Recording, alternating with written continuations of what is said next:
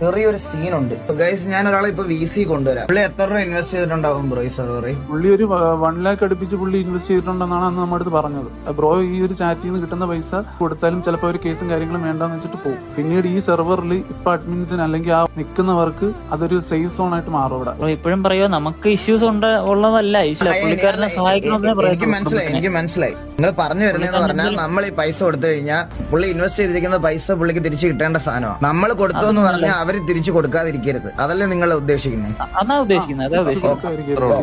Hello അമ്മ live ഒന്ന് പറ.